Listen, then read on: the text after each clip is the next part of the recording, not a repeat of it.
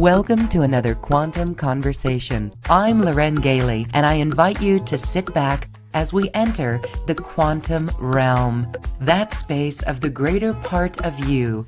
It is your connection to infinite possibilities, infinite potential, and infinite mastery.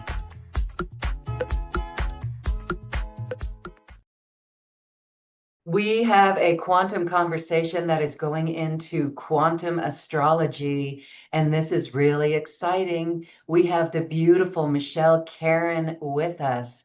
She has been an astrologer since the age of 14, and she has been recognized by Cryon through Lee Carroll as being a master astrologer who reads the Akash directly. And she is the first one to bring quantum astrology to the planet. Michelle is also, as you can tell, a beautiful person who is trained in actress, in modeling and actressing. And she is also the voice, the French voice of Honda's GPS systems in Canada. You're going to hear that beautiful voice as we meet Michelle Karén. Hi, Michelle. Thank you for being here. Hi, Lauren. I'm very excited to be here with you, with all of you. So thank you for having me. This is really fascinating. So your story of always being part of astrology in your life is really rich, and you were always dedicated to it. And what's interesting is that your dad was also in the field in a way, kind of at a different level. Tell us about your upbringing with astrology. Well, my father was a journalist for Helsingin Sanomat, the Finnish newspaper, which is very similar to the LA Times or New York Times. And he was a political journalist. So we were changing countries every 3 years. And one day I was 14 years old and we were living in Switzerland at the time, and he went to New York and he came back with Linda Goodman's Sun Signs. And I read that book and I was absolutely floored that somebody who had never met me would know me better than myself and my family who had been living with me for all these years. And I decided on the spot I was going to be an astrologer. And my parents are screaming and yelling like that's not a job, and etc. etc. And and they wanted me to get a master's degree in anything. They didn't care as long as I got a university degree. So I did everything by the book. I got a master's degree in philosophy on Jung, which from the University of Geneva, which was actually the closest I could find to astrology, because his daughter actually became an astrologer herself. And but at the same time, I was studying under the covers, and I had my little talk show. Like all the kids in school knew that after hours they could call me, and I had everybody's charts, and I knew everything about everybody, which of course did not make me very popular when it came to parties because nobody wanted to invite me because I knew a little too much. So that's how it began. And then by the time I had done everything, I had gotten my master's degree, and my parents asked me again, and I said, well, I told you already what I want to do. And I never deviated from that ever. And actually, for the little story, when my mother was pregnant with me, my father was translating because he didn't have much money. And before he became a journalist at Helsingin Sanomat, he was translating horoscopes in the little newspaper he was working for at the time. And now they are surprised that their daughter becomes an astrologer. So it was actually, I did not understand why they were so surprised. Well, thank you for following the passion of your heart. And, you are the Honda voice, GPS voice. That's so cool. And as Yeah. a trained model and actress, you were developing just the skills of this, and it's really interesting. And what I absolutely love as well is that you are a trained shaman by the Caro in Peru. Hmm. That's a And that's direct also, And Say that's that. also a funny story because Yeah. if anybody had told me that I would one day become a shaman or teach shamanism or have my school, I would have said, you're out of your mind. And it happened through a head-on crane collision in the jungle in over 20 years ago. It was exactly in 2004, Christmas Eve of 2004. And I was with a friend going to Machu Picchu, and we were near Aguascalientes, actually, because that's where the train stops. And there were all sorts of things happening. There was first like a big boulder fell on the tracks, and then it was raining, and then next thing you know, we were in this head-on train collision in the jungle, and it took over 12 hours to get out of there.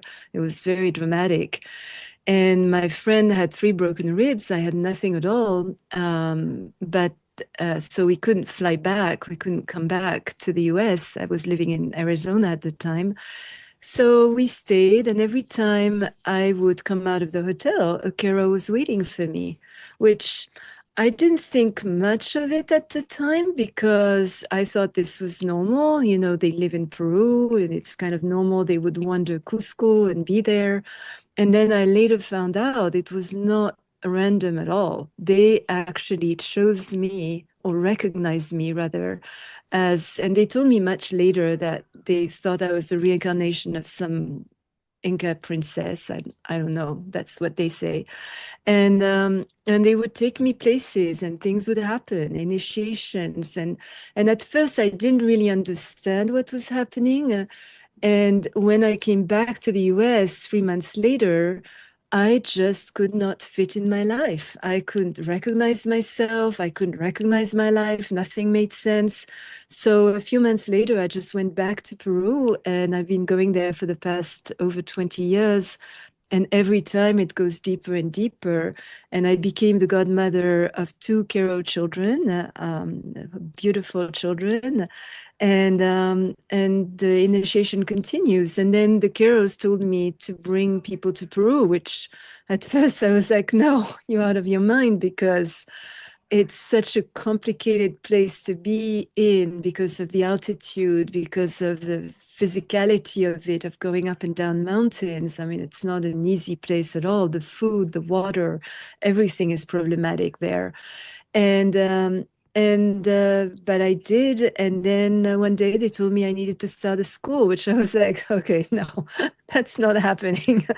And here I am. I think now I'm starting to teach my 10th school, I believe, and it's been an amazing journey. It's a very transformative journey, and I feel I have also changed tremendously through that work, which is a path of power and a path of enlightenment, but also a path of becoming very transparent in our lives, that we're not projecting our stuff onto everybody else. We are really owning and taking responsibility, which I think is very important also as an astrologer, because shamanism and astrology are very complementary of each other. And when we see what's happening right now, it's an amazing, we're living in extraordinary times. So I feel very blessed to be both have the astrological knowledge and the shamanic tools to deal with that knowledge and to be able to help people go to a deeper understanding of themselves, but also transmuting the wounds and the fears and the anxieties that many have right now. Wow, yeah, there's a lot going on. And all right, I just love that you're going to talk about the astrology for the remainder of this year and next Yes, year. It's yes. really fascinating. So everyone hold tight. That's really great. But I just want to speak to, yes, the Caro recognized you. They recognized you as a reincarnation of an Inca princess. That Mhm. is so cool. And you know, it's very Lemurian to me as well. The Caro have lineages to Lemuria, the Mhm. Amaru as well, right? And so that is still part of your And heritage. and Atlantis, because they also told me later, that was the first thing they told me, but later they told me that I was, each Atlantis had a shaman, high priestess shaman, and apparently, according to them, again, I don't know if it's true or not, I was the one who was overlooking all and initiating all the other shamans, priestesses of Atlantis. And I remember very clearly because when I was 14 years old, I never did drugs. I don't drink. I'm been pretty much vegan all my life. And I had a spontaneous for 3 days when I was 14 years old. I had three past spontaneous past life regressions. And I had never heard of Atlantis. I had no idea about any of that. And the first one, I saw myself in a specific place with specific trees. And I asked, where am I? And I was told Atlantis. And I thought, what the hell is that? And later, when I started reading Edgar Cayce and all that, it all made sense. But at the time, I was like, whoa. And it was a very strange experience because I was literally, when we fall asleep, I was lying in my bed, falling asleep at night. And instead of falling asleep, it's like I went into another corridor and I started and I knew it was me, even though I was an adult and I was still a teenager when I had that dream, but it wasn't a dream. It was very vivid and very real. And a whole story unraveled. And the next night, I had part two before part one. It was very interesting. So the first night I saw part two, and then I slept the next day, I saw the first part of that lifetime. And the third night, it happened 3 nights. It has never happened before, never happened since. The third night, I was in Egypt and I was being embalmed. I was dead. I had just died. I mean, it was like there was so many layers in that story, and I saw myself being embalmed. I had died, and then I saw my life. So everything was going in reverse. I was seeing things in reverse. And that was the beginning of my awakening, actually, when I was 14 years old. And that's also when I started studying astrology very seriously. I started reading. I started becoming very immersed in all that spiritual world, which my parents did not approve of at all. Wow. But And so actually, here, but actually it helped me because the fact that they didn't approve of it, I couldn't speak about it openly. And I think it was very healthy because otherwise I probably would have been speaking everybody's ear off about what I was learning. And it wow. trained me for my future life. So it was actually really good. Perfect. It's actually so perfect. And I love how you were connected. You're connected to those past lives, Lemuria, Atlantis, Egypt, and your Incan princess, the Inca princess that you were. I think that is so incredible, Michelle. It really is, speaks wonders about your abilities. We're going to talk about ways that people can join you in your school, your shaman school. You've got a very Mhm. really wonderful course online for all of us, and we're so excited. We're going to talk about that in a minute. We're going to talk about the astrology of this year and next year, but I just want to Yes, say as well that, oh my gosh, we should do a trip to Peru. When you do your next trip, please let us know because we want to be there. I know there's some people, maybe it's just a small, intimate group, but amazing. Peru is so life-changing. It it's it it, is. Have it's you been unlocking there? codes. I was there on 11/11/11, Oh, and then wow. again on 12/12/12. Oh, And wow. every time I wanted to take my camera, the first year I didn't go climb the mountain in Machu Picchu because I wanted to interview a shaman. And so I interviewed the shaman. And then the next year I was like, I'm gonna go hike that mountain. There were 14 of us on our group. 11 of us fell ill on that gateway when we were in Machu Picchu. And it wasn't food, it wasn't from the water, it was energetics of that 2012 gate. Well, Well, Peru has a way of initiating people, and there is something in the land that really grabs Yes. people, either rejects people or transforms them. But you don't come back Ah, from Peru immune to the spiritual transformation. And actually, if we look at it, even the land, I mean, we are at very high altitude. In yeah, Europe, that altitude, we have just glaciers, nothing else. And there's palm trees jungle. and jungle. It's hot. It's like sticky. We- It's not at all what we experience in other latitudes. So and of course everybody knows Machu Picchu, but there's so many other very sacred, unique temples that are hidden. Like one Yes. of my favorites is the Ollantaytambo. That's a Yeah. beautiful temple, but also the Mhm. Pisac, the Temple of the Falcon, which is also Mhm. very unique, which is actually where the Keros brought me the very first time, and they made me journey. And in that journey, I was stung by a spider in my journey. So it wasn't real, but it was real in on another level, and that's also what made them really start my initiation. And Oh, it's an amazing place. I mean, Peru, but it's not for the faint-hearted. It really isn't, very because you have to, I mean, physically, it is not easy. It is really not easy. And especially the yeah. way I do my trips, I do trips. I'm not offering one this year because I have a big life change this year. I'm getting married and there's a lot of new things happening in my life. But it's really, you have to be very well prepared. And I was very ill prepared the first time I went there. So Mhm. I know exactly what not to do. So listen to me.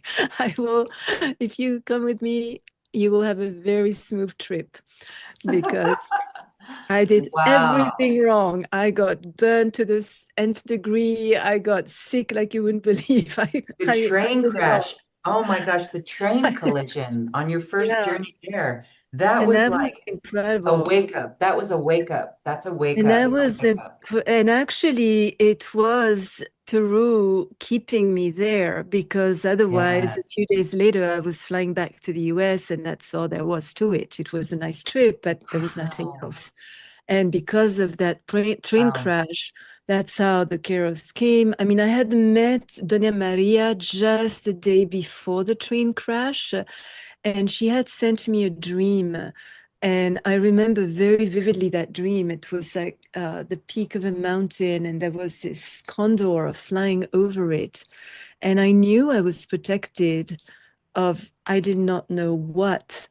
And that train crash was horrific. I mean, people had broken jaws, broken legs. It was horrible. Yeah. Nobody died, Wow. thankfully, but the Wow. conductor of our train jumped out the window before the crash actually happened.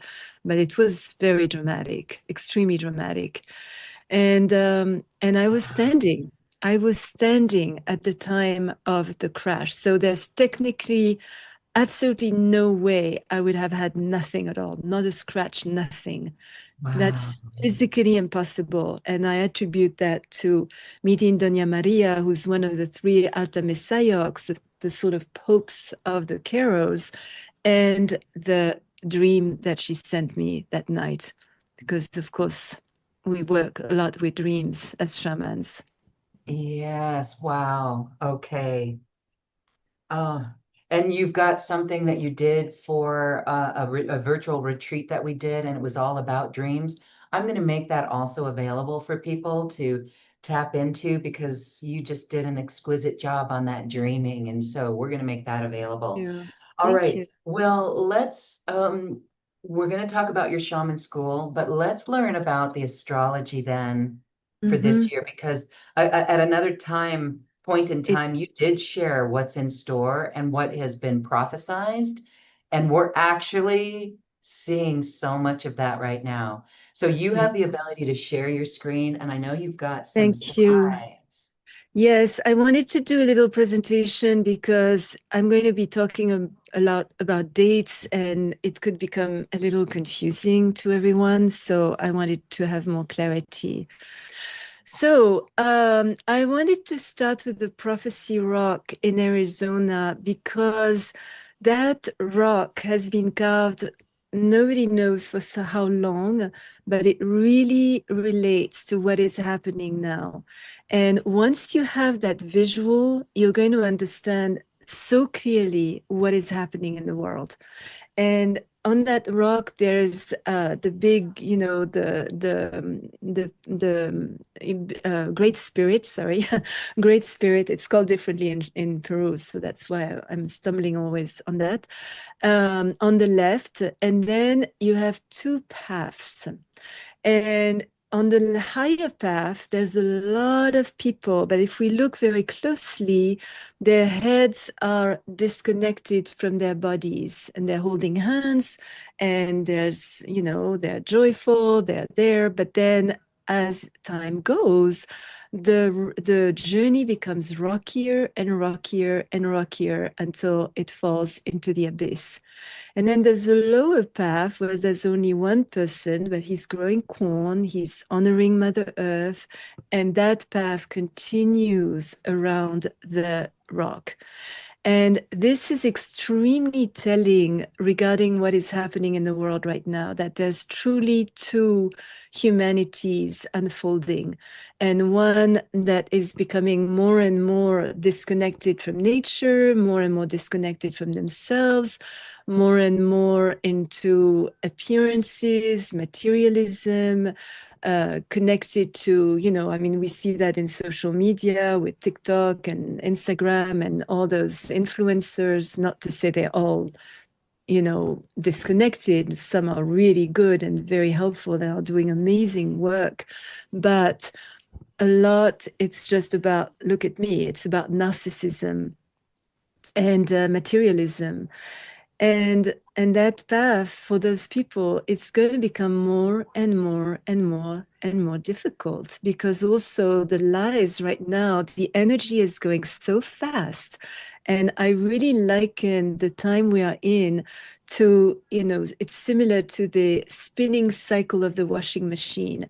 And the faster we go, the more we cannot hold on to lies. And things are exploding left and right, even if some powers that be want to keep certain things under wraps and secret. It's not working because everybody is starting to realize something is off, something is not happening, is not working, something is not computing somehow. And we are starting to become much more discerning in terms of what is real and what is not, what is honest and what is a lie.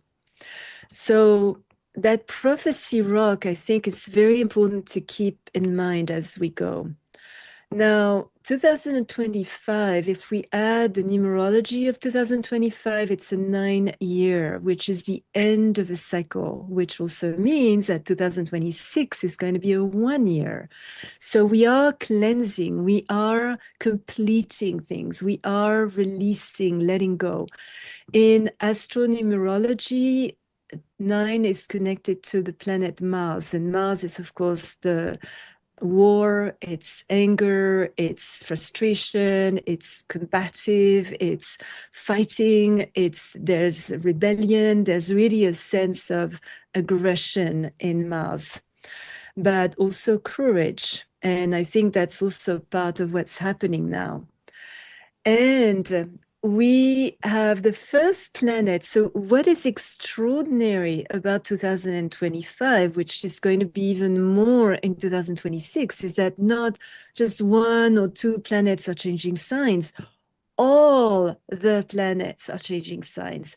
And I started to go back in the ephemeris trying to see when did that happen last, and I could not find that. So it's probably it could be thousands of years that it hasn't happened, because especially the slow moving planets. So for the sun, moon, Mercury, Venus, Mars, it's pretty normal to change signs. But for Jupiter, well, Jupiter too, because Jupiter changes signs every year, Saturn every 2 years. But then when we go into Neptune, Uranus, and Pluto, that's a much longer cycle. It can be up to 10, 12 years, and they have different velocities. So once, for them to change simultaneously the same year, all of them, that's absolutely incredible and remarkable. And So that's the going to happen in first, 2026. it started already, it's starting in 2025. So the first planet that started this whole thing was Pluto. And Pluto changed on the 20th of November 2024 and will be there until May of 2044.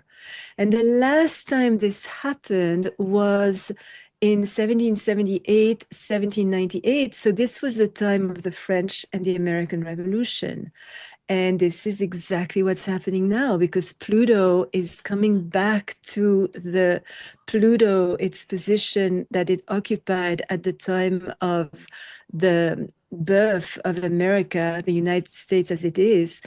And it's probably going to be the end of the United States as we know it. That it's probably not going to be a united country anymore, but there's going to be a separation in the next few years of the states, who are going to become like in Europe, like France, Germany, England, Italy. We are different countries. And it's quite likely that this is going to start happening in the US also. And, it's probably going to start with Texas and California, and then the rest will follow. It's So already Pluto, happening. It's very ex interesting. It's already happening. So, what can be done for peace in this process? well, that's the thing. Pluto in Aquarius is power, Pluto to the people, Aquarius. And this is a time, and this is why it shows that picture, because it's a time where the people are waking up and realizing that the governments, the powers that be, don't have our interest at heart at all. They are there for with a whole different agenda. And that if we don't take things in our hands, if we don't start to fight back, if we don't start to be the ones we have been waiting for, which is really exactly what's happening now, we are going to be led to oblivion. There's going to be more and more control, there's going to be more and more rules, there's going to be less and less freedom, we're going to be encircled in such a way that we won't be able to react anymore. So Pluto in Aquarius is saying, and this is what happened during the French and the American Revolution. I mean, being French, I can speak about the French Revolution, but that was the time where the people said enough. We don't have bread, we don't have food, we don't have money, and those kings are, living on our work, and they are making tons. They are living a royal, beautiful, amazing, rich life. And what about us? So they just stormed in and destroyed. And this is happening now again, And I think even in France, I would not think that, the president we have is going to stay in power very long. I don't think so. So Pluto in Aquarius, it will bring a lot of things. The next 20 years, it's not just going to be power to the people. It's also going to be bringing issues with AI, big issues. And we may have another level of problems coming up with that. It could also bring issues with, I lost my train of thought, sorry. AI and, okay, it will come back to me. But anyway, it's also Pluto in Aquarius is really making us realize that we have a say, that this is our time of mastery, and this is our time where we need to grow, because Aquarius is the grown man. When we look at the symbolism, there's only very few human figures in the zodiac, and Aquarius is the only one who is a grown man, and that's the great man that the I Ching talks about, that we need to embody now that we become a divine being living a divine life and experiencing our life in a powerful way. So yes, that's what I was trying to sorry, I lost my train of thought, but Pluto in Aquarius is also going to bring issues with extraterrestrials and extraterrestrial life.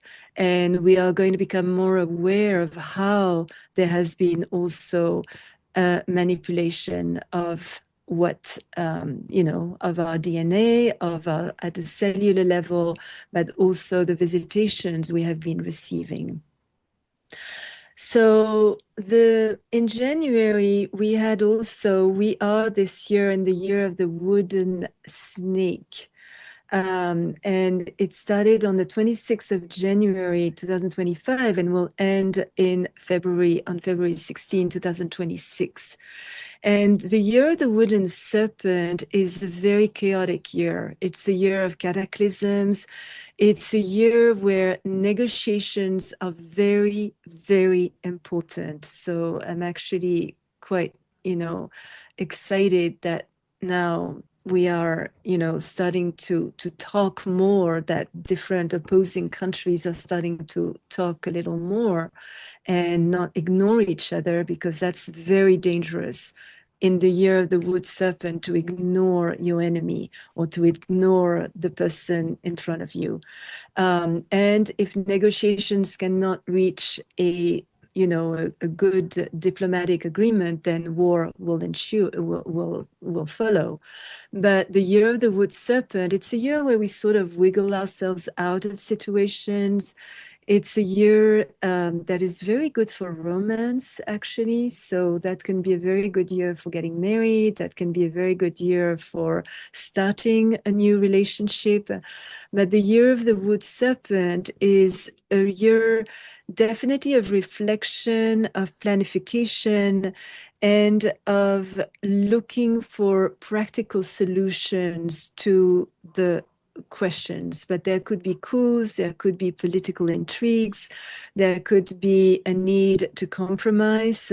It's the opposite of a tranquil year. It's a year that's very unpredictable, that can lead to absolutely sudden changes.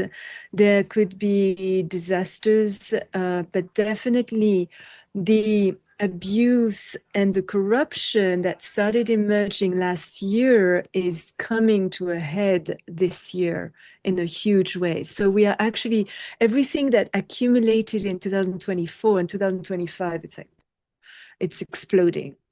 But it's a very good year for science, a very good year for technology, and as I said, romance. And fashion also, very good for fashion.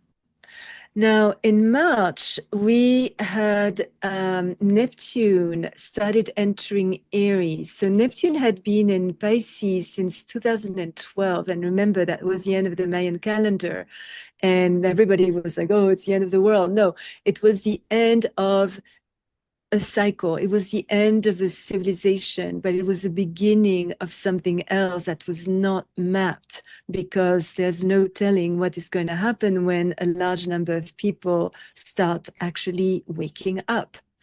So between since 2012 until March of 2030, we were in Pisces, and that's going to happen again for a last time between the 24th of October 2025 until January 2026.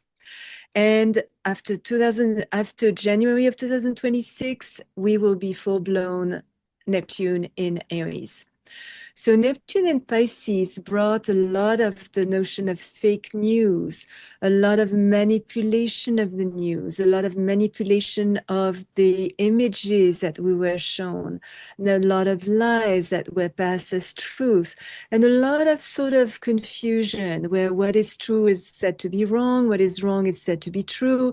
Everything was sort of, and even connected people, spiritual people who are normally quite intuitive and quite aware, got also a little lost in the mix of what is true, what is not true. You know, I mean, images now can make us believe anything, and we don't necessarily have the time to verify the source of it. And then we take that as, you know, gospel truth, and it isn't, and it's actually very misleading.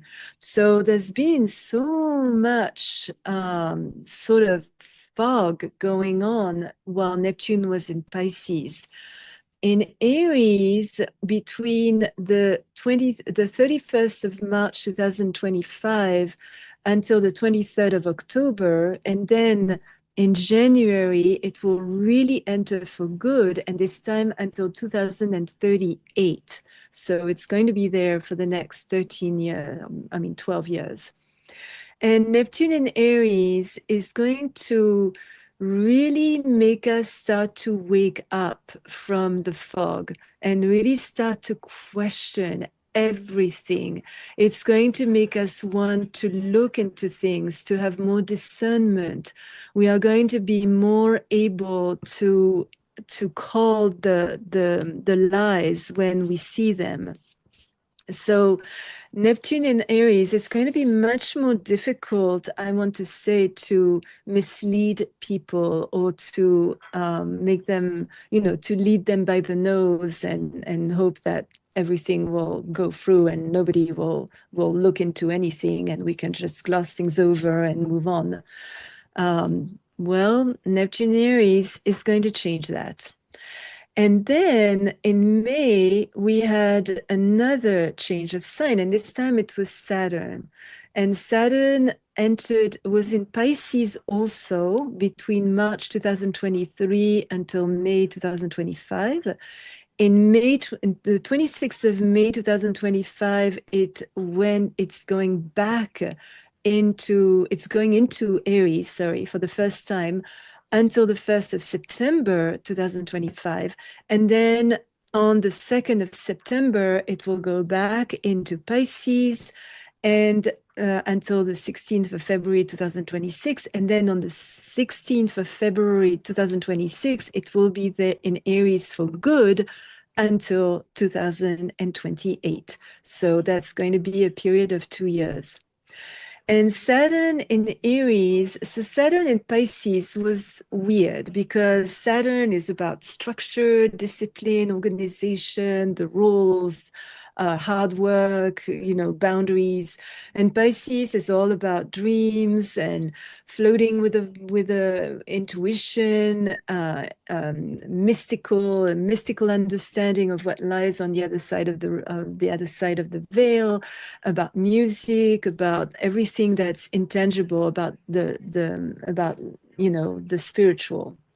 Now, Saturn in Aries, Saturn is a little more comfortable in Aries, not completely, but more.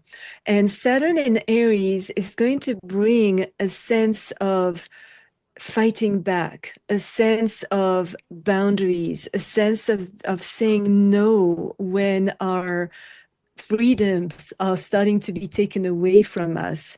That's really a time there could be a sort of alternate element between caution and impulsive choices or moving forward in an impulsive way. But it's also going to be a time of balancing responsibility with wisdom. It's going to be a time where we have to become very self-reliant. We have to be very ingenious ingenuity. Yeah, is that how you say ingenious? So that's a time also of persistence. And if we do persist, we are going to reach amazing achievements.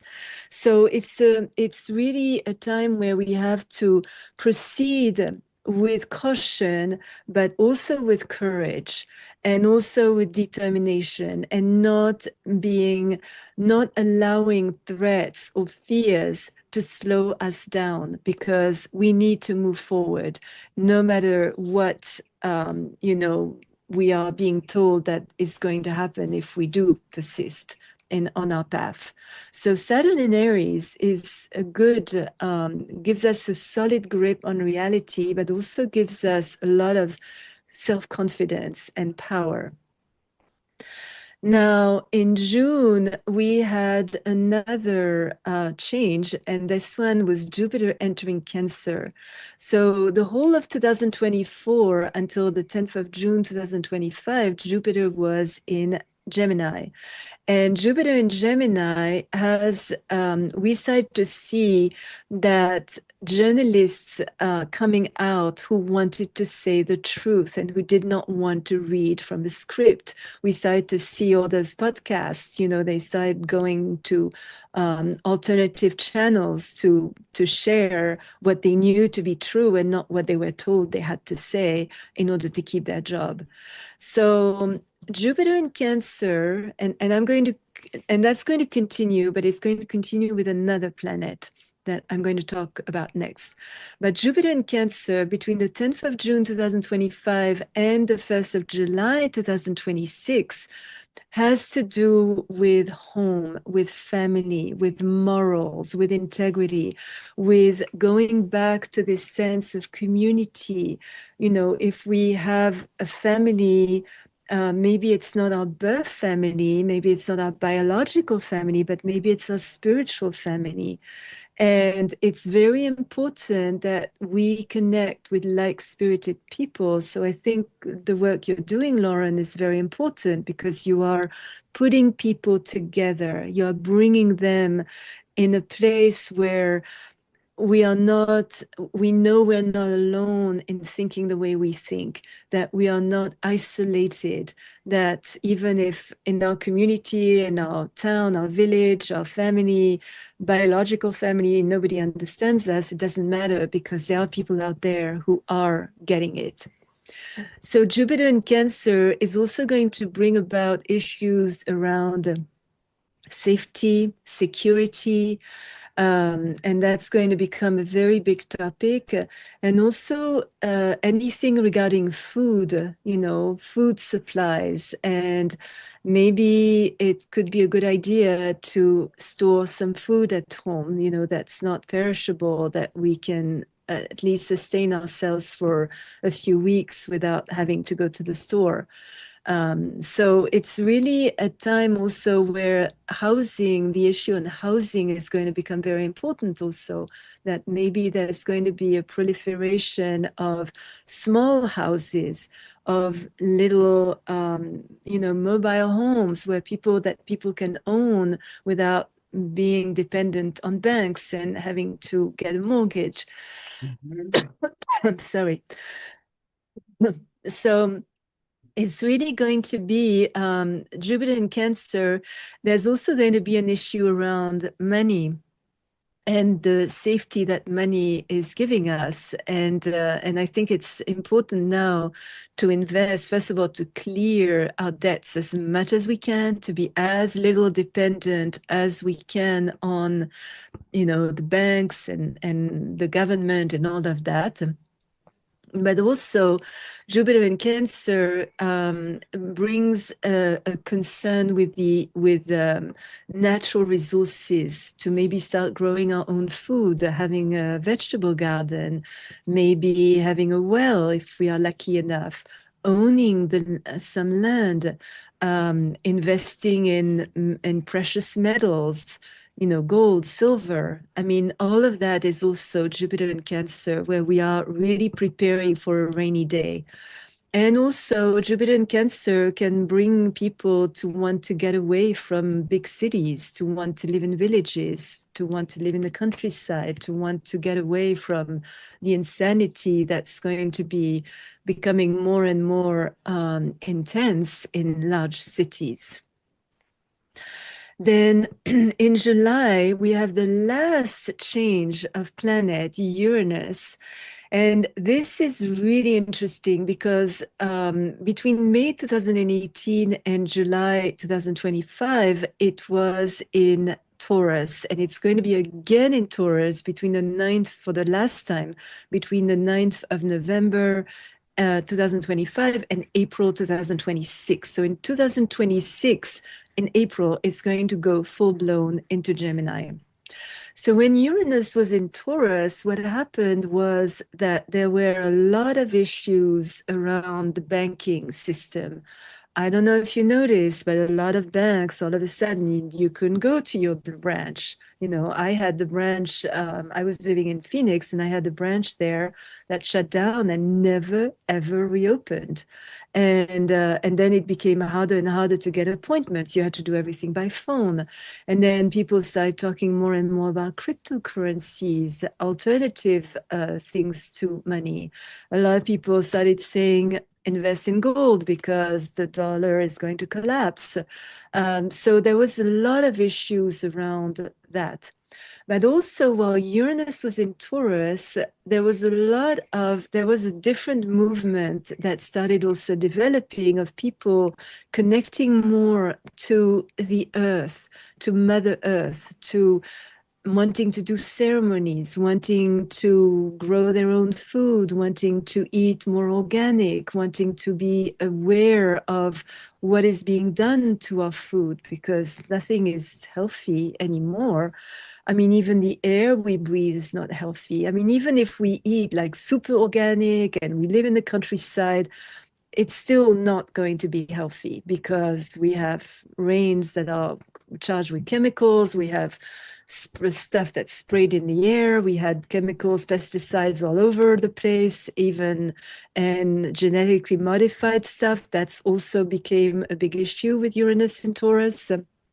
So all of those things, all the manipulations also of the weather, of the earth, of the food, of everything around us we started becoming aware of that. Now in Gemini, between the 8th, so it entered on the 8th of July 2025, and for the first time will be there until the 8th of November 2025, and then we'll go back to Taurus, and then it will enter for good in April 2026 until 2033. So that's going to be period. And Uranus in Gemini is absolutely in line with Jupiter that was in Gemini last year, 2024, if you remember, until June of 2025. And that is going to bring an absolute explosion of journalism. And the interesting thing is that probably everybody is going to participate, you know, that we're going to have like issues that concern everyone, and everybody is going to be pinching in, you know, like we could have journalists starting to report on a story and giving us the background, and then everybody starts writing in, starts investigating on their own.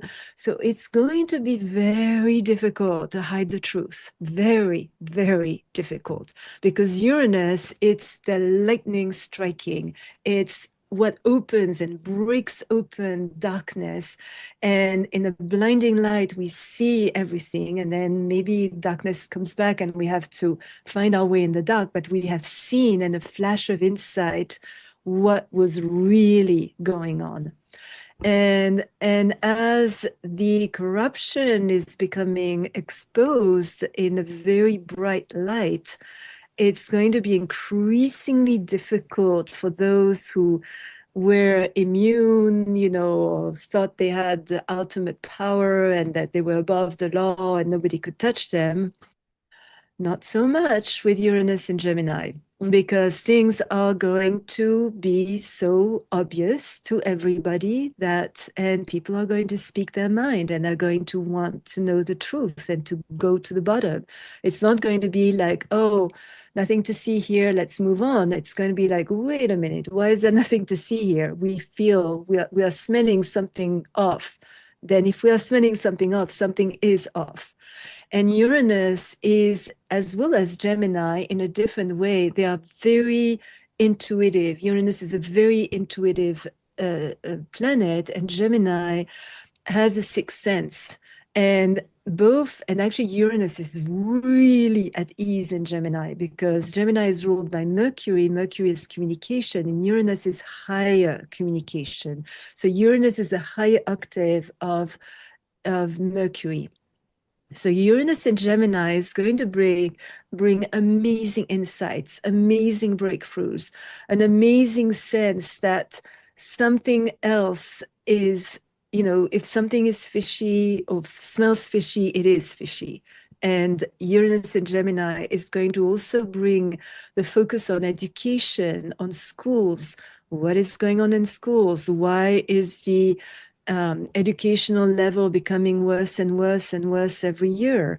What are we trying to do? Dumb our kids down? I mean, what's happening? Why can't, I mean, I'm appalled when I see some, I mean, I've been raised to do perfect spelling always. And when I see those kids writing nowadays, it's like, oh my God, they can't write two sentences without 5, 10 spelling mistakes. I mean,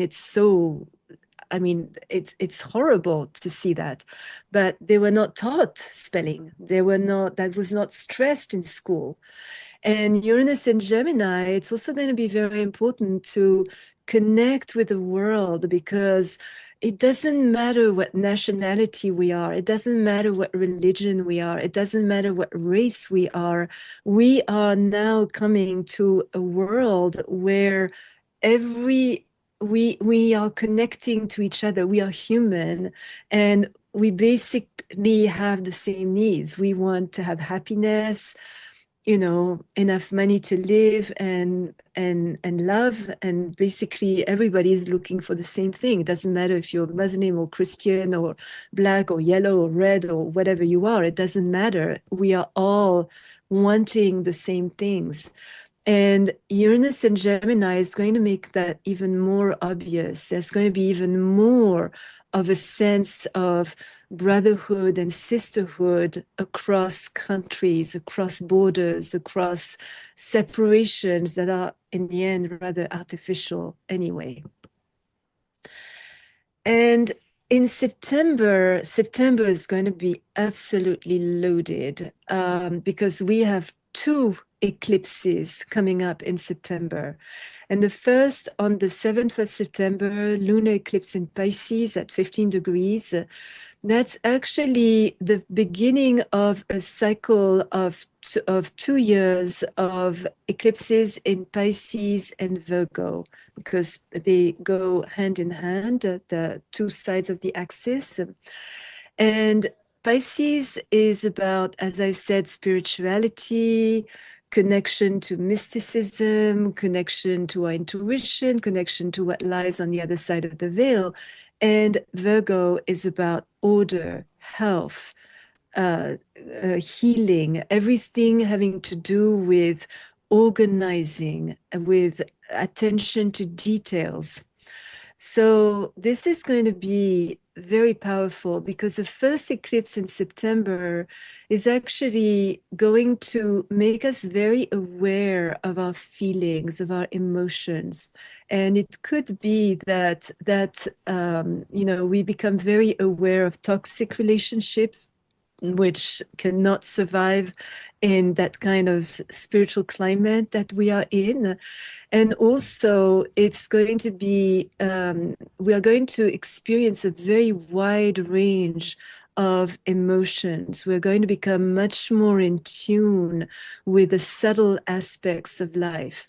And I would really trust that during that time, there's going to be a renewal of faith, because when everything collapses around us, what do we have left? if we are not our job, if we are not our money, if we are not our relationship, then what are we? And that's going to be the essential question we have to answer during that lunar eclipse in Pisces.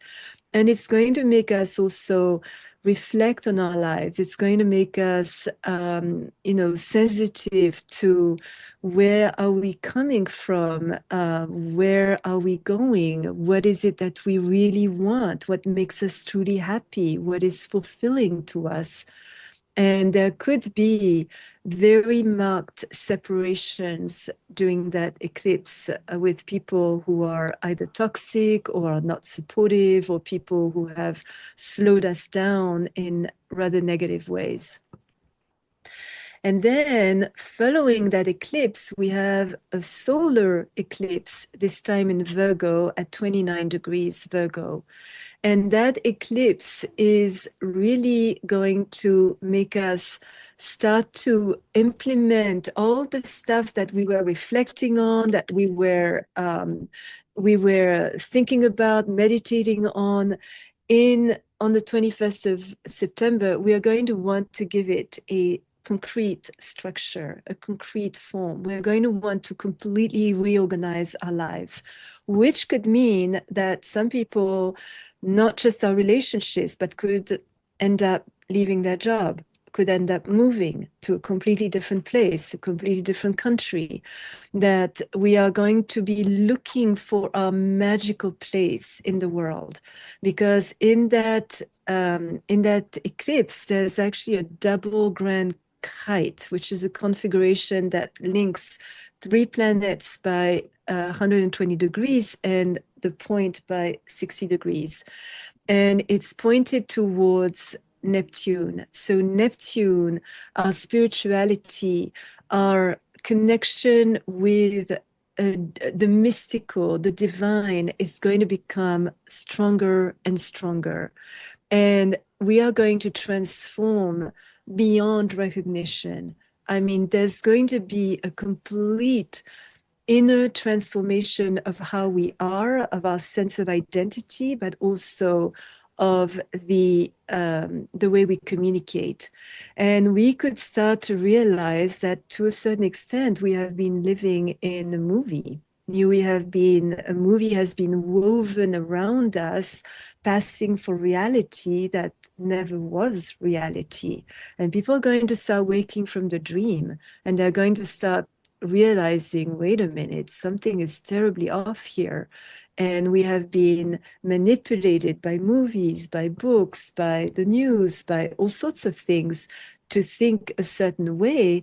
And actually, that solar eclipse is going to start breaking through the veil, and it's going to make us wake up in a major way. And even those who have not completely waken up, or who are sort of on the edge or not sure, something is major is going to happen with that eclipse.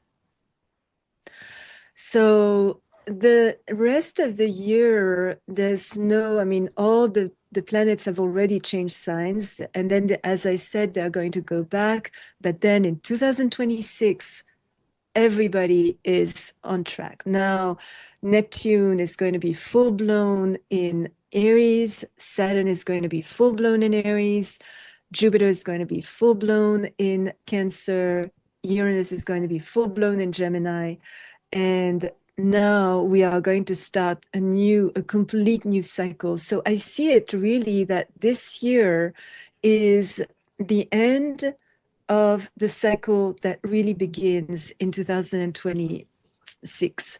So that's why so much is happening this year. Like, it looks like every time we wake up or we, open the news, it's like something else has happened. Another drama has occurred. Like, we thought we had seen it all, and there's still another layer,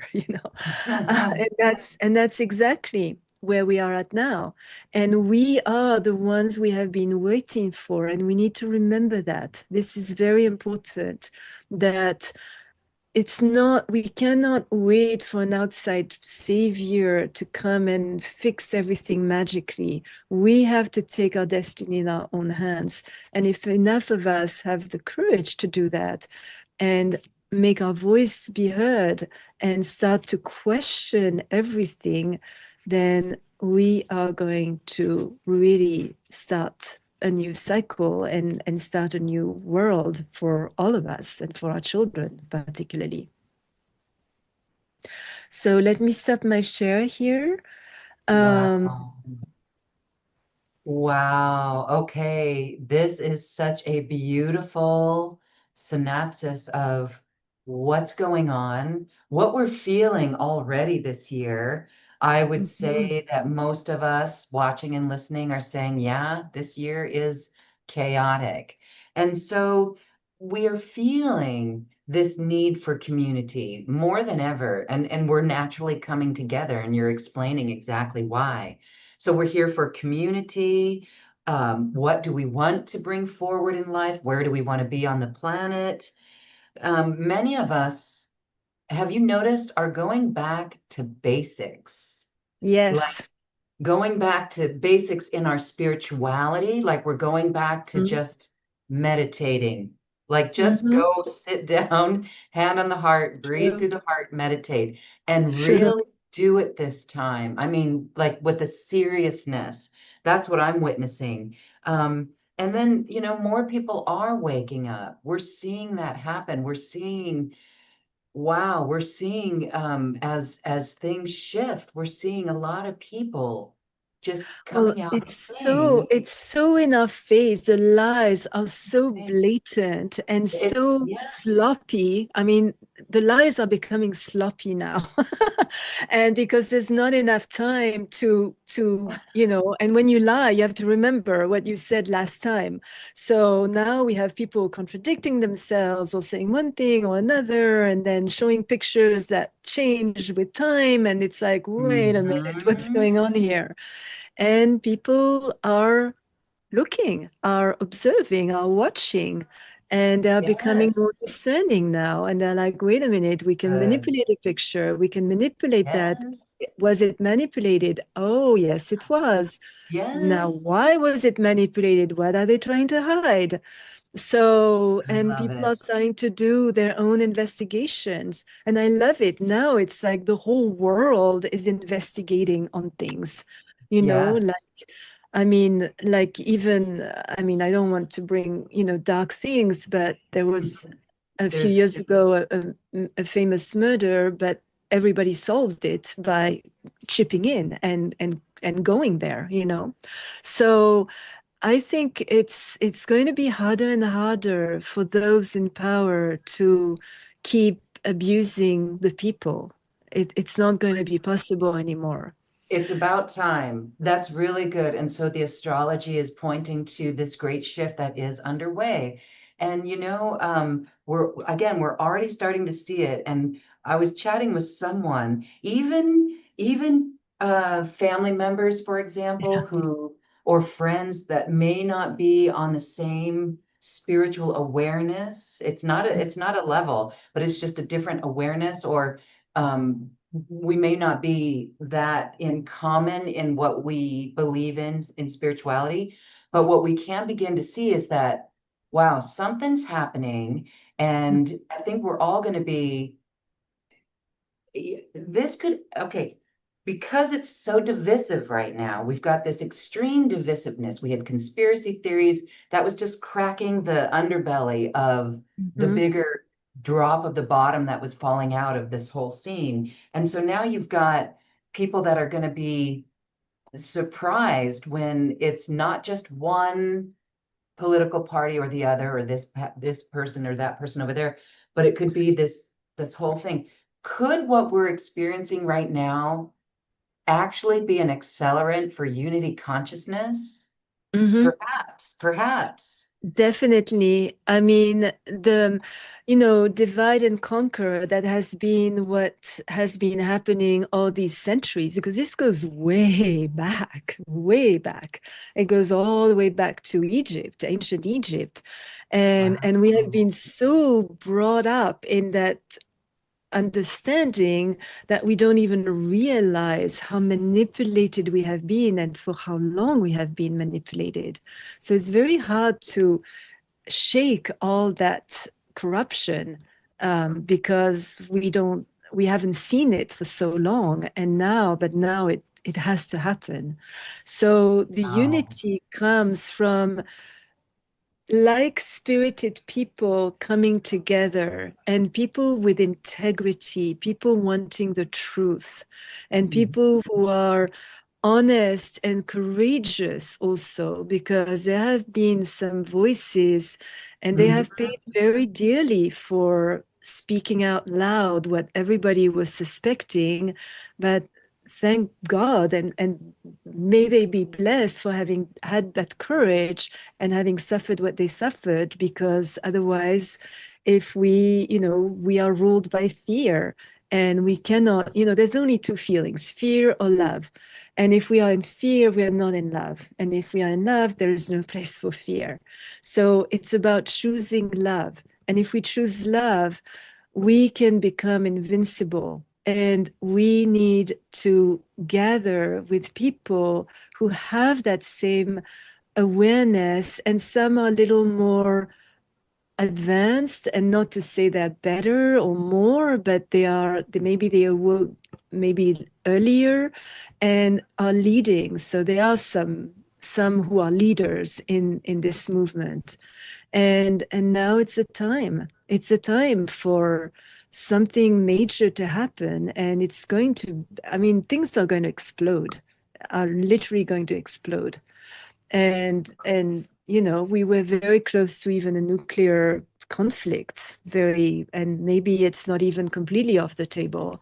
I don't think it will happen. I trust it will not happen, but we were very close to it. And Yeah. if that happens, that's the end of humanity as we know it, period.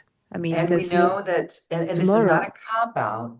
It is. And so many people are aware of this, and that growing movement is unacceptable for the Mhm. people. It's like that is so unacceptable.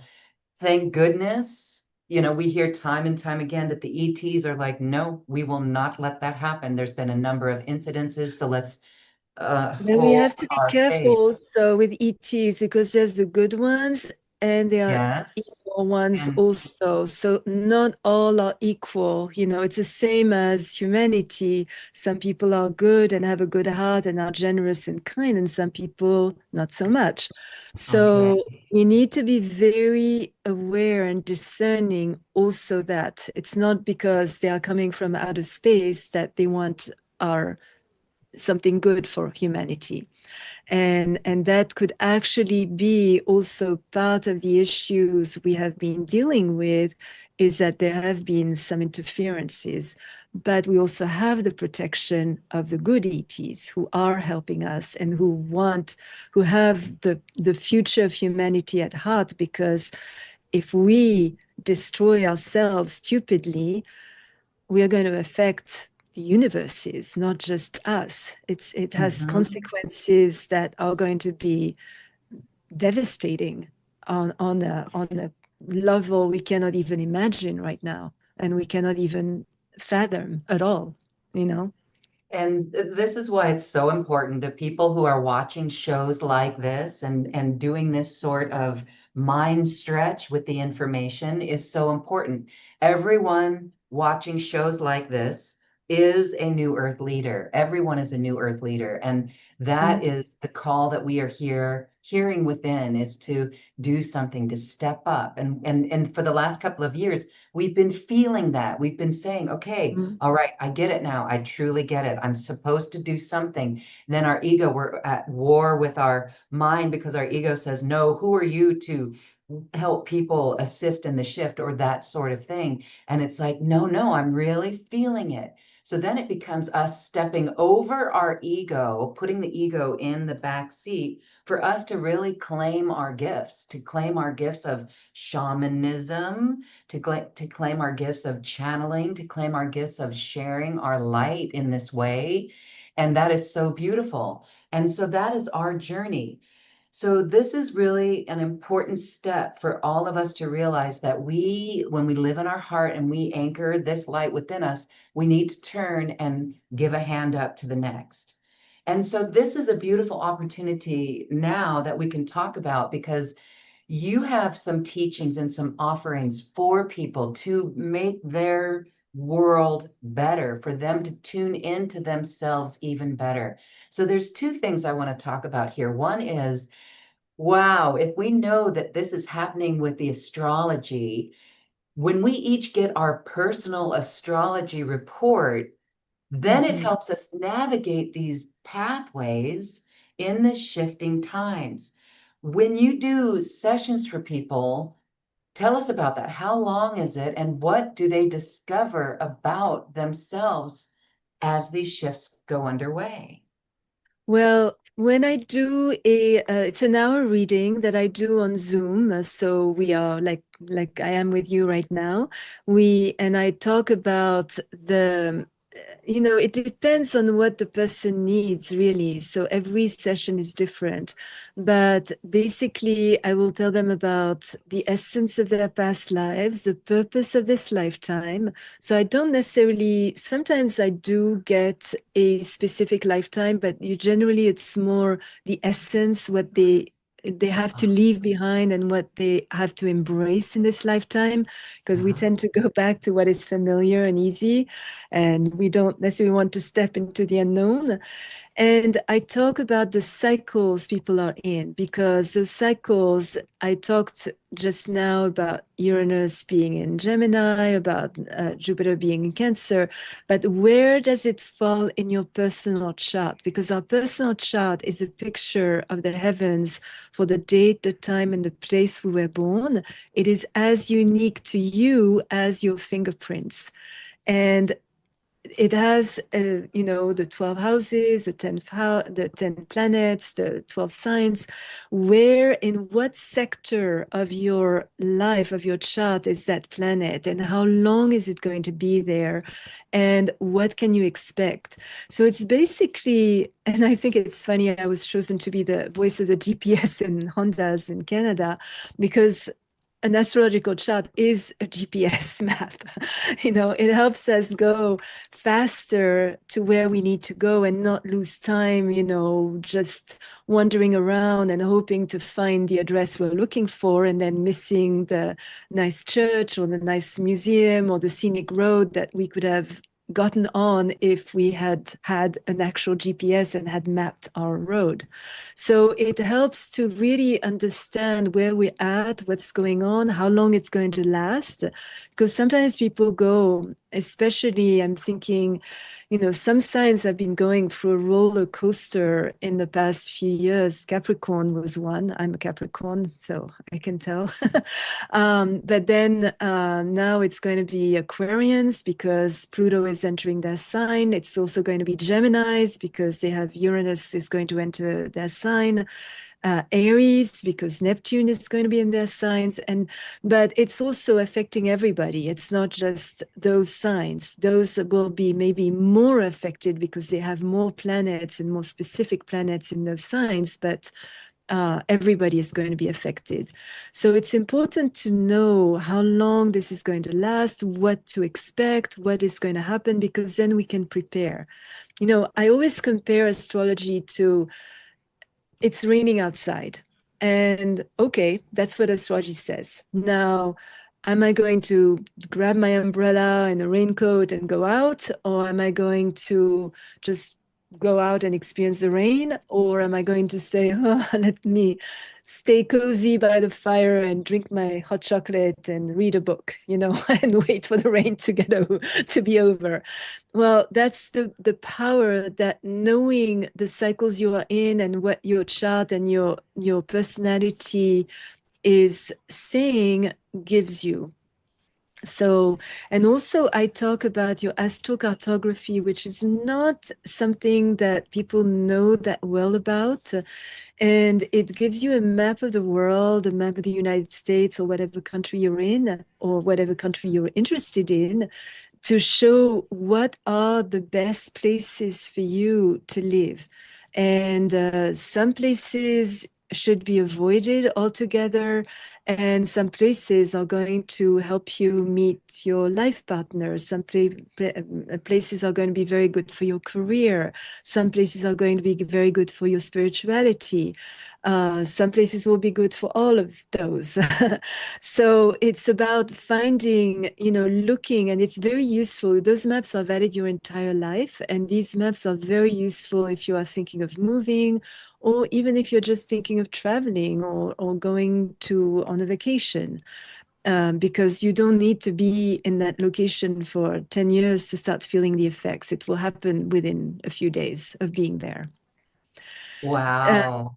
It's really exciting because you yourself put this in your own life, and that's where you met your yes, beloved, and you're going yes. to be married soon.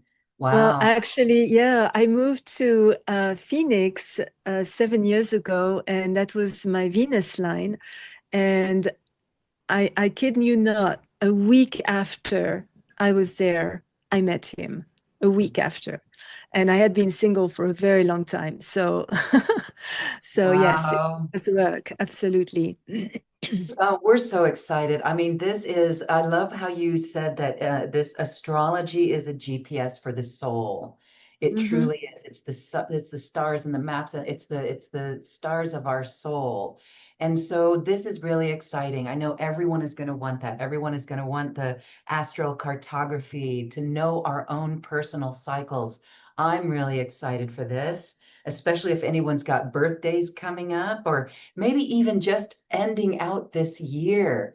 Wow, it's been tumultuous this year. It And so has just been. seeing, I mean, even just this past gateway of the 8-8 Lionsgate, going into Hmm. that as the Hmm. day out of time, the day out of Hmm. time for me, it was just like a whoosh, really just a jar, like a night and day, like what just happened? Right? Like what just Exactly. happened? And I Exactly. felt okay, but it was And like the bottom also, dropped out. Yeah. and a lot of people are lost right now. I mean, I'm getting people in readings. They don't know if they like their job anymore. They don't know if they want to Yes. live. They want to change countries even. Yes, this is I've never huge. seen so many people shifting their lives from Wow. A to Z.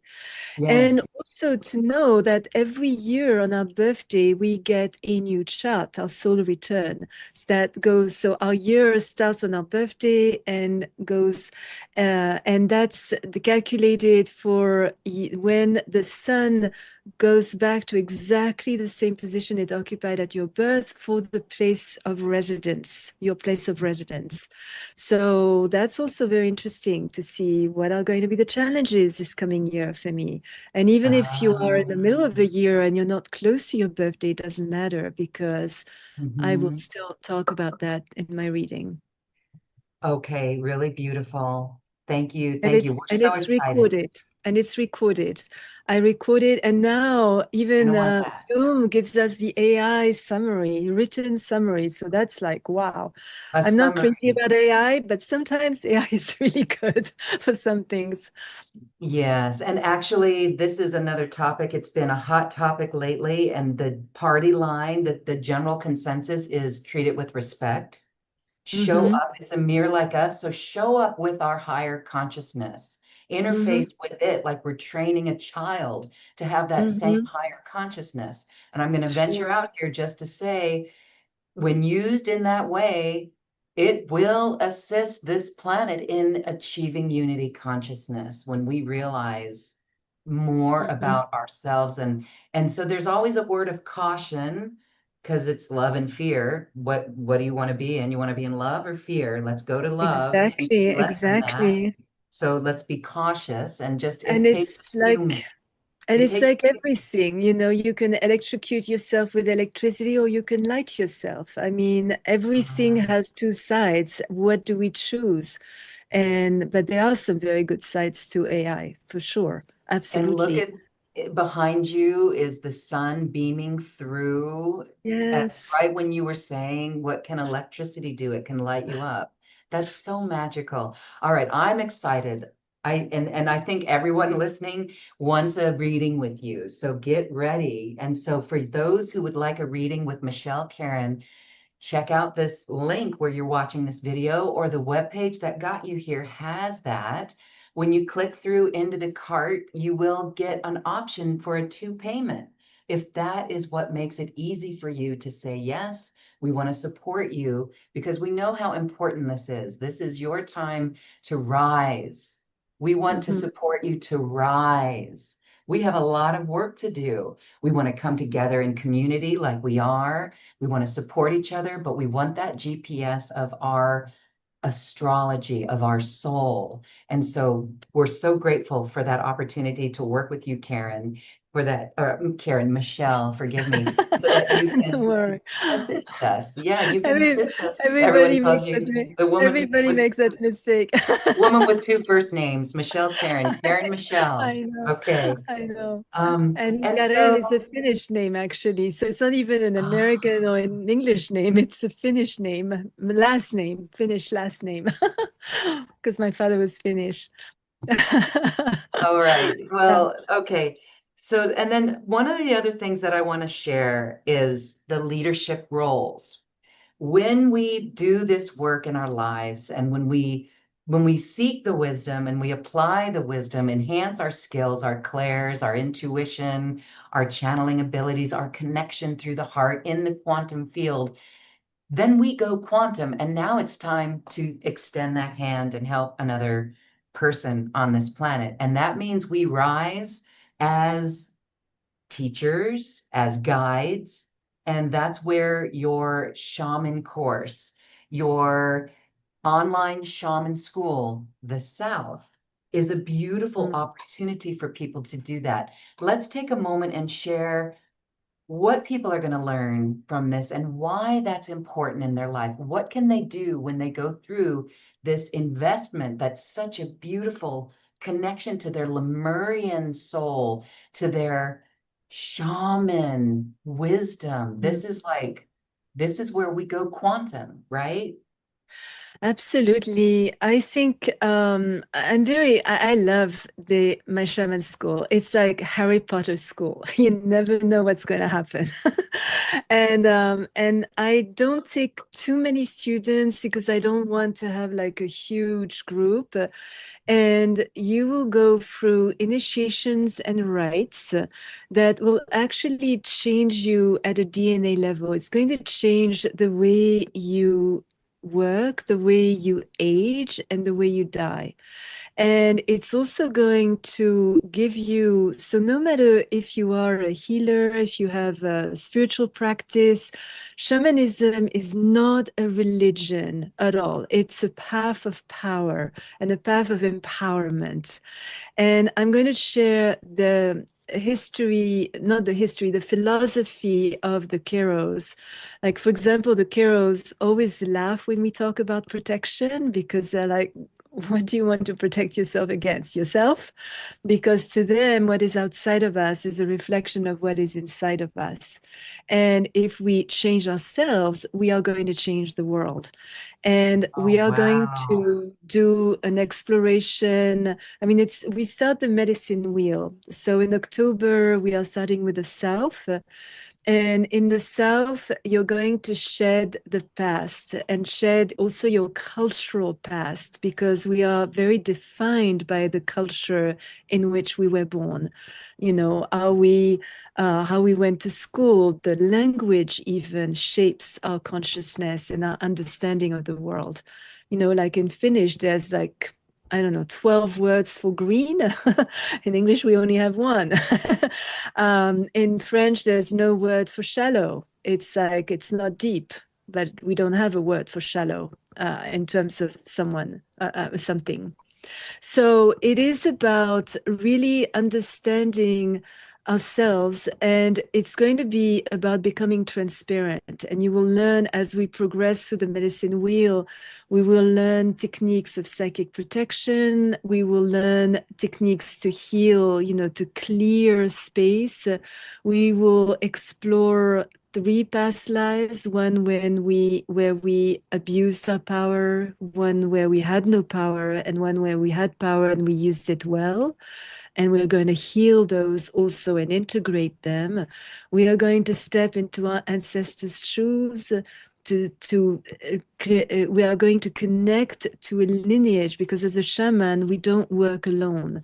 Like even when you start to learn healing practices, ancient healing practices that are very efficient, like there are some, in things that would take years in therapy can take just an hour in a shaman session.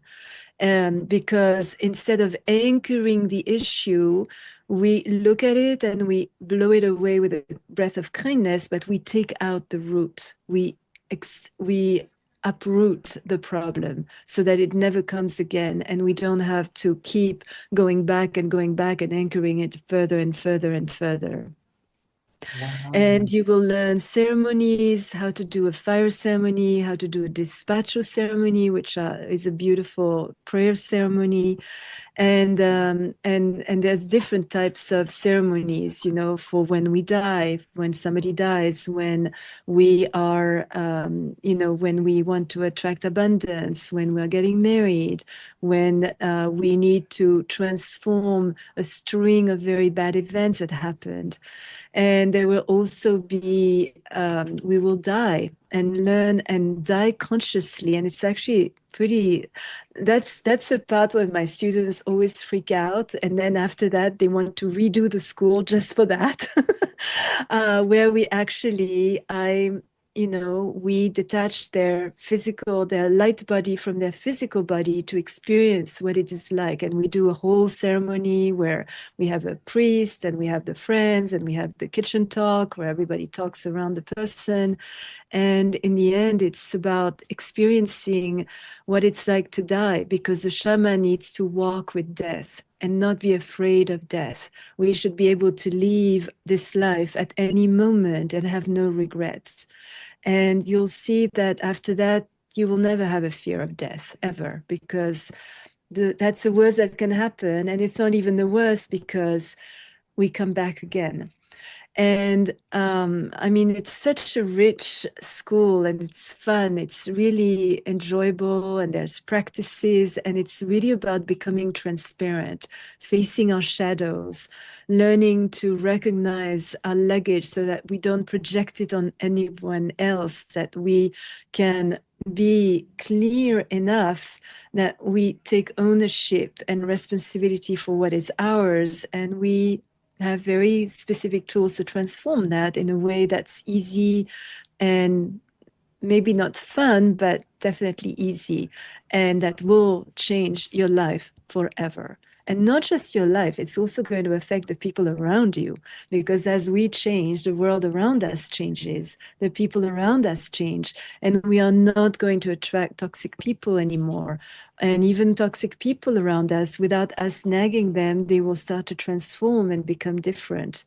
And we are really, through the school, we really are reconnecting with the organizing principles of the universe, the archetypes of the universe. And we're learning to listen to birds, to plants, to the signs around us. If a crow crosses your path, it's not an accident. If you see a cat starts to adopt you, it's not an accident. Things happen for a reason, and the whole of nature is conspiring to support us. And also understanding the power of stones, the power of trees, the power of plants, because everybody talks about our power animal, but we also have a power plant, we also have a power stone. So, and also healing some ancient,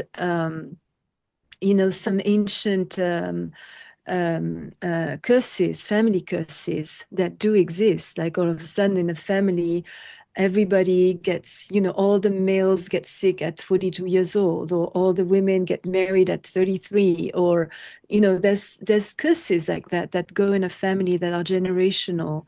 And we learn to break that so that we are not the victim even of our family, that we are able to step out of that disempowerment. We become fully ourselves, masters of our own destiny. And, like, for example, if somebody tells you, a doctor tells you, you have 3 months to live, the shaman is going to be, well, that's one future possible, but there's an infinity of possible futures. That's not the one I want. I don't want to die in 3 months. So the shaman is going to look for which future in which you are not dying in 3 months and you have a very long life. And that's also part of what we are going to learn, how to get out of to transcend time and to not be held by time, but to be able to become the masters of time. And we know that we are able, when we're having fun, time goes like that. And then when we are suffering and we can't sleep, it's like it drags on forever. Well, so time is also very subjective. And as a shaman, we are learning to deal with that. And we're also going to talk about dreams. We are going to do also exorcisms, and exorcisms without the drama. Trust me, it's not the exorcist at all. And yet it's very, very efficient.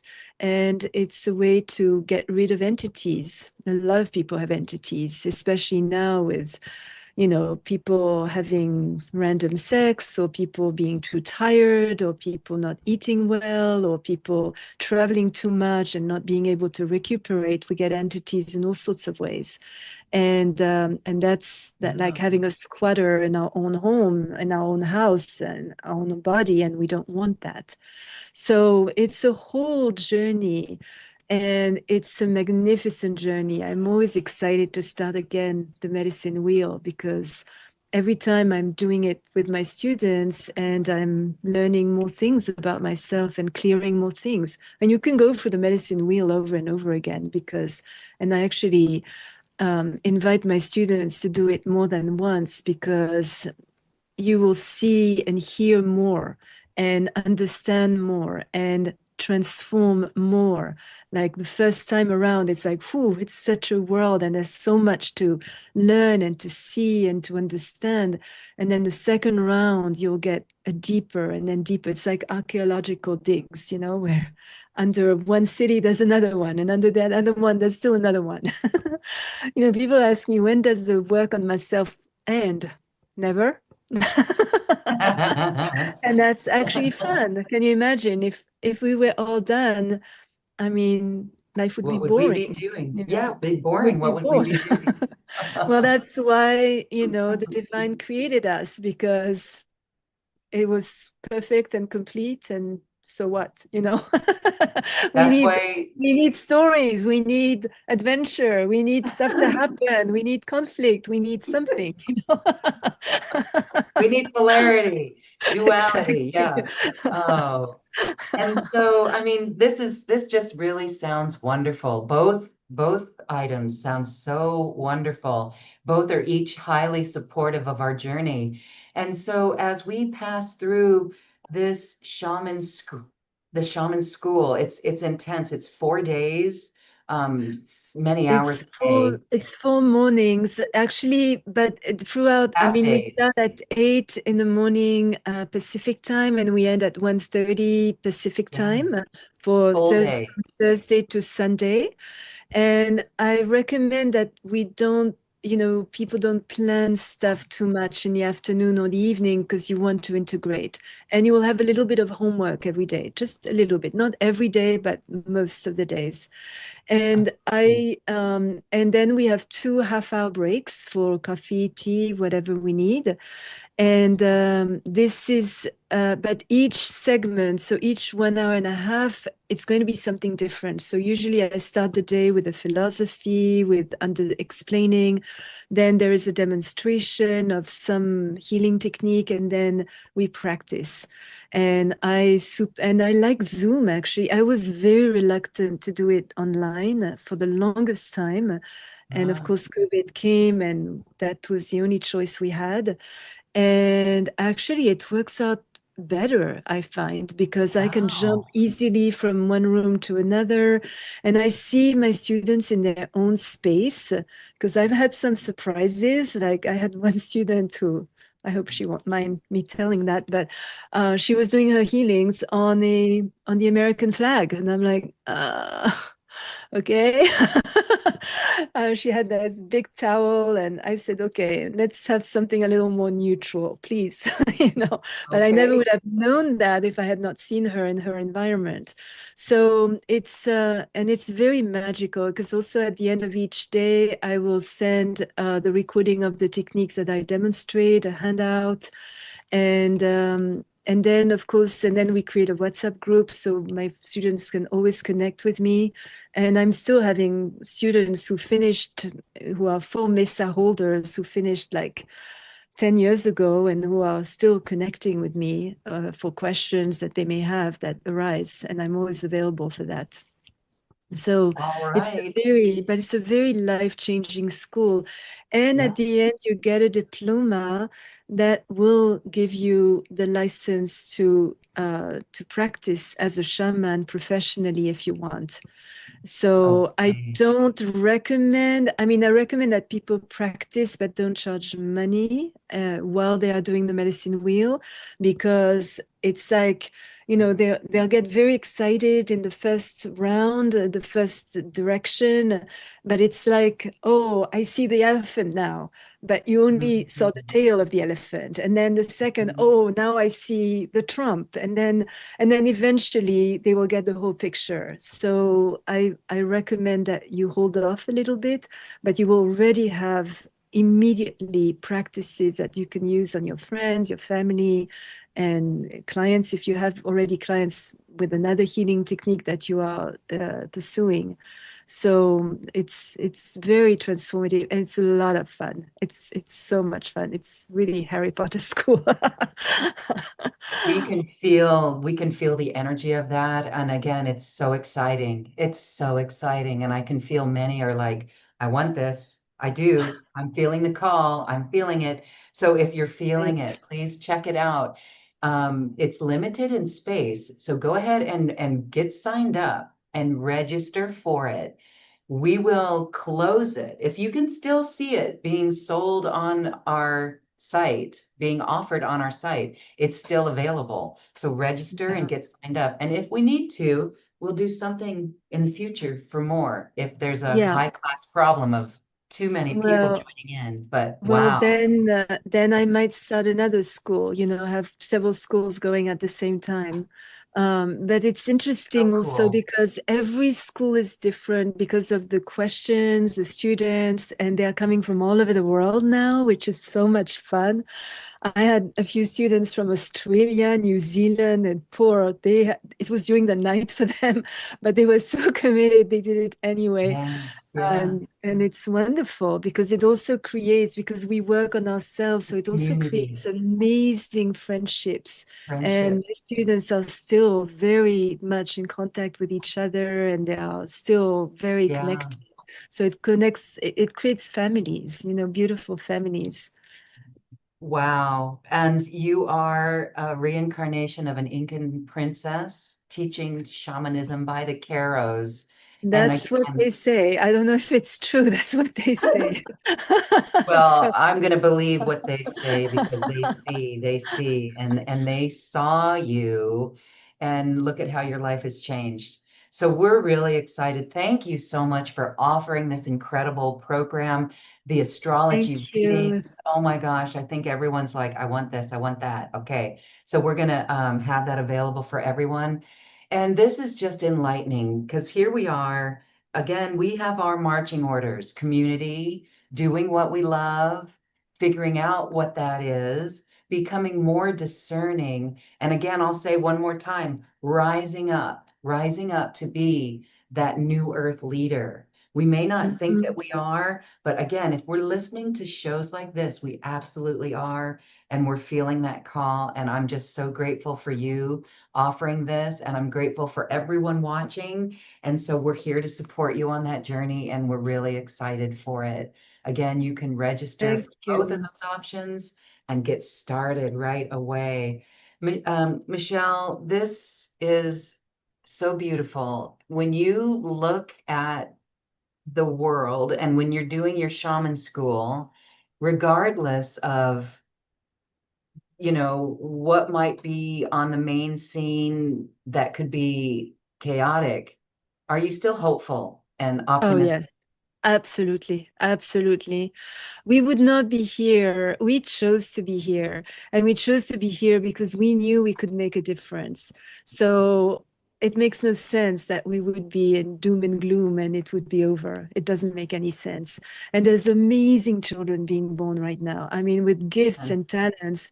I play Hmm. the piano, but in awe at those kids. They just listen to two notes and they play the whole thing, and they have no sheet music and they don't know the sheet music. It's like, how do you do that?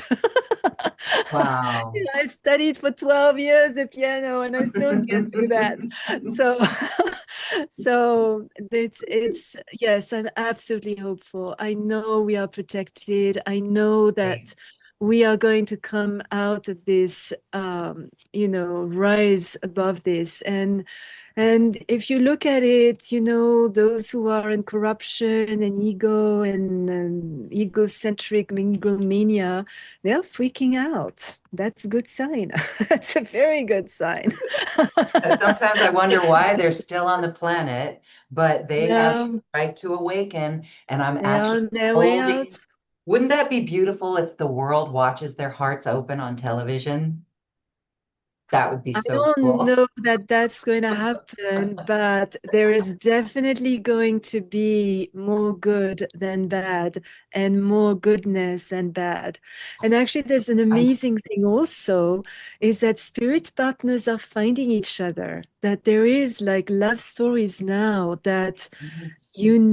this is not, oh, a fling, or it's really people who have come to enrich each other, who have known each other for many, many lifetimes, and who are truly spiritually aligned and morally and in their ethics aligned in such a way that that's also going to be what changes the world. So this new children coming, these amazing marriages being formed, all of that is conspiring to a very silent revolution, but that is happening right now.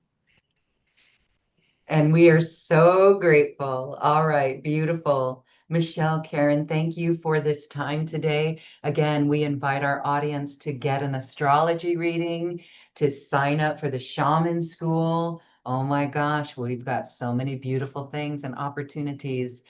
And thank you, Karén, Michelle. Yeah. Karén, Michelle, And Michelle, I also Karén. have a YouTube channel if people are interested. Michelle Karén, Yes, Astrologer Shaman. That's my YouTube. And every week I give updates on cool. what's happening every week. And I do it in terms of how we can use the planetary aspects to lead a better life. That's really my focus. So I'm not talking about what is going to happen, but how we can rise those shifts elegantly.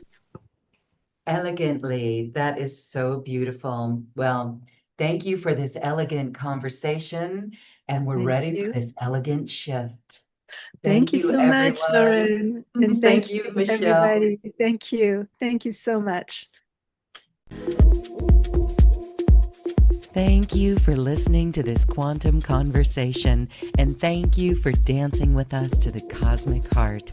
As we raise our own vibration, we raise the vibration of the planet.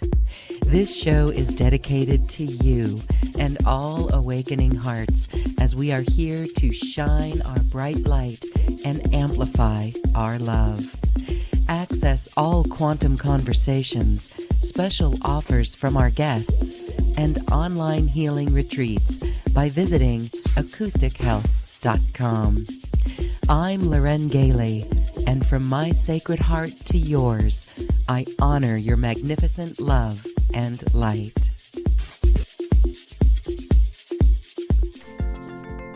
We leave you now with music from the universe. Music literally created by the universe, as musical notes were assigned to mathematical equations. The result is this beautiful music, available at acoustichealth.com. Namaste.